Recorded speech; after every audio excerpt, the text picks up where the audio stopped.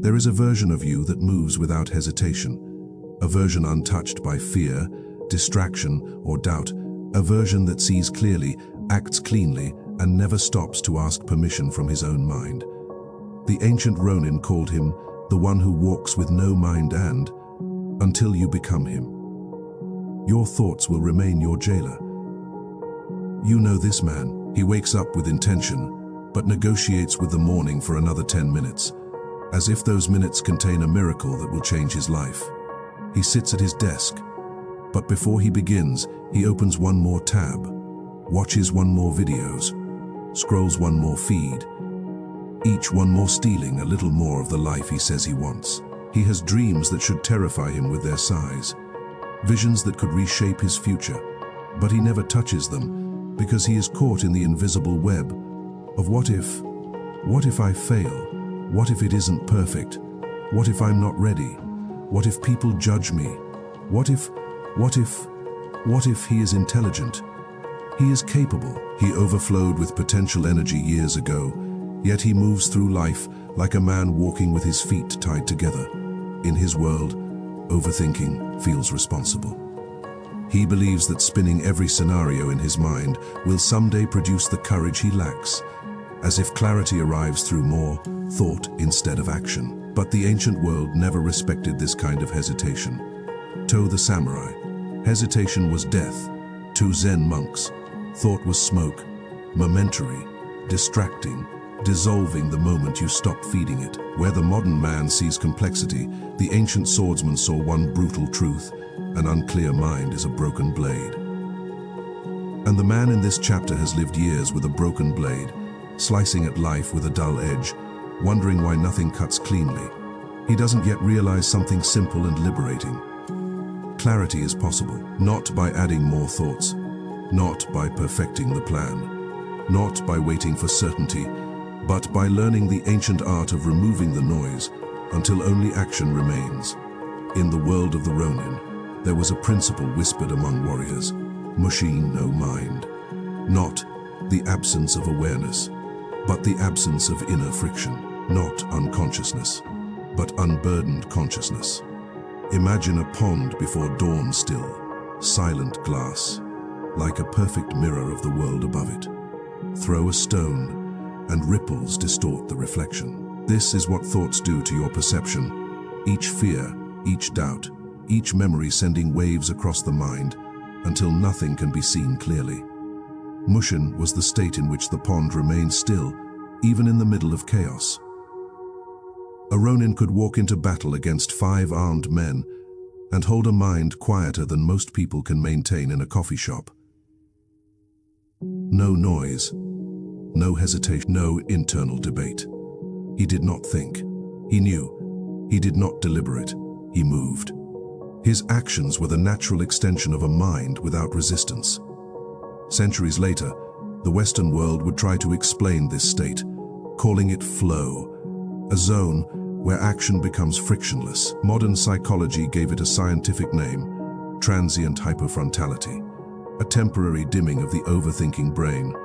But these are late labels for an ancient understanding. When the mind is silent, action becomes inevitable. This is the principle that shatters the modern worldview, because we were taught that confidence comes from thinking more preparation, more clarity, more information, more plans. But the Ronin understood the opposite. Confidence comes from thinking less, from removing the noise until only the movement remains. The moment you attempt Mushin, you meet your first enemy, the noisy mind. You sit to work, and a storm rises.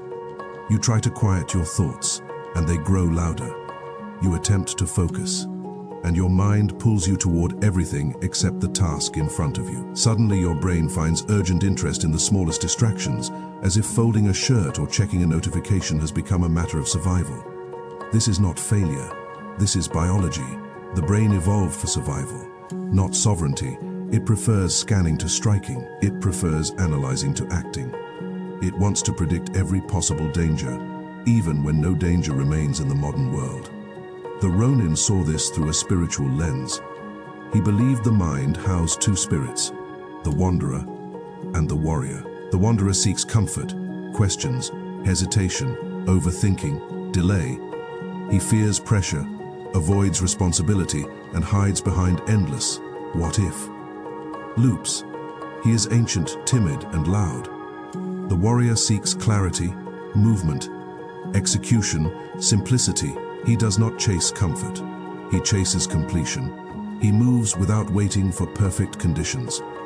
When you attempt Mushin, it is the wanderer who panics. He resists silence because silence removes his hiding places. Silence means responsibilities. Silence means no excuses. Silence means action. Your mind does not fear the task. Your mind fears the death of the identity that avoids the task. This is the internal war, the old self gripping its own chains, terrified of the freedom that would make escape impossible. Mushin is not accessed through force. You cannot yell your way into silence. You cannot fight thought with more thought. That only multiplies the noise. The Ronin used a single, uncompromising method: return to the present moment with the body, not the mind. The modern man tries to calm his mind by thinking calming thoughts. He tries affirmations, mental tricks, mental arguments, but this is like trying to extinguish a fire by throwing sparks at it. The Ronin did something different. He dropped into the body, to the breath, to the stance, to the alignment of the spine, to the weight of his feet pressing into earth, to the sensation of his hand resting on the hilt, to the exact heaviness of the blade he carried. Presence through sensation, not thought. Your equivalent is simpler, but no less powerful. Feel your spine stack vertebra by vertebra. Feel your breath rising and falling like waves. Feel your feet anchoring into the ground. Feel the texture of what your hands are touching. Feel yourself here, not drifting somewhere else, because when you drop into the body, the mind loses its throne. It cannot dominate a world it no longer controls. The modern mind resists this.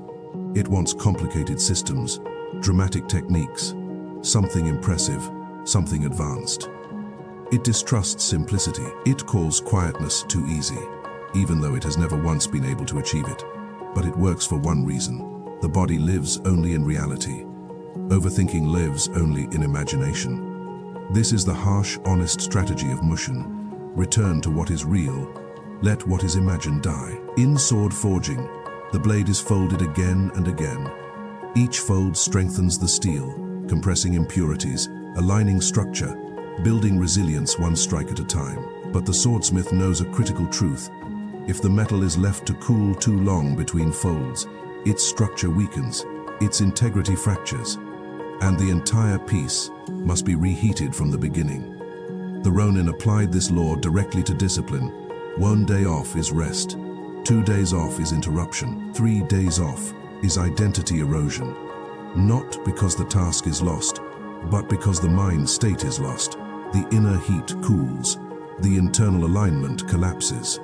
Momentum, the invisible soul of discipline, evaporates. Neuroscience confirms what the old world lived. Neural pathways strengthen only through repetition without long gaps. Consistency rewires identity. Identity reshapes behavior. Behavior carves the trajectory of destiny. Mushin follows the same law. If you practice returning to presence daily, the time between thought and action shrinks. The mind quiets faster. The inner pond stills with less effort. The sword is drawn cleanly, without hesitation, without noise. Overthinking dissolves like mist at sunrise, not through force, but through repetition. But skip practice, and the mist returns. The mind cools, the noise comes back, and the blade must be reheated from the beginning. The forge never punishes you. It simply demands continuity. Ancient warriors never trusted emotional clarity. They knew that in battle, the mind becomes smoke, distorted, unpredictable, unreliable, so they refused to let the heat of the moment shape their decisions. They made their choices before they stepped onto the field.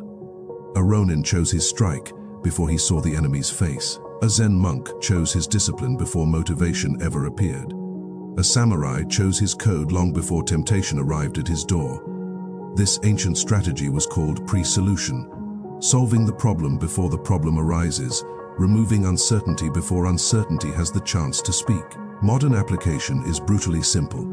If you know you lose focus when tired, decide your environment before fatigue arrives. Set the space, set the tools, set the rules. If you know you scroll when stressed, decide your boundaries before stress appears. Block the apps, silence the notifications, create friction. If you know you hesitate on big tasks, decide your first action the night before. Write it down, commit to it, eliminate all alternatives. Resolution removes choice, and when choice disappears, overthinking dies with it, because hesitation cannot survive in a world where decisions were already made yesterday. This is identity's secret weapon. Who you decide to be in advance controls who you become in the moment. The Ronin lived by decisions made in silence, so he could act with certainty in chaos. There comes a moment on the Ashen path when the old self finally realizes it is no longer needed. The self that doubted, the self that stalled, the self that asked permission from every passing emotion, as if fear were a master and hesitation a law. Slowly, almost quietly, he begins to fade, not with a dramatic collapse, but with the soft unraveling of something that has served its time. In his place rises a quieter figure, a man who no longer bargains with his hesitation, a man whose mind stays still, even when the world shakes, a man who understands that clarity is not found in thinking harder, but in carrying himself with intention. A man of Mushin, the mind like open sky, the spirit that does not cling, the warrior who moves without dragging the past behind him. This is the birth of the disciplined self, and the quiet death of the overthinking self that once chained you to doubt. You are not becoming someone new, you are remembering someone ancient. The version of you who moved with instinctive clarity long before worry taught you to crawl. And now you rise again, you walk again, not with thought, not with noise, but with presence, with the steady, unshakable rhythm of the self you were always meant to return to. If this philosophy resonates with you, subscribe for more lessons from the Last Ronin and the path of Bushido Fei plus Zen here on Ashen Path. Your transformation is already in motion. Just take the next step without thinking,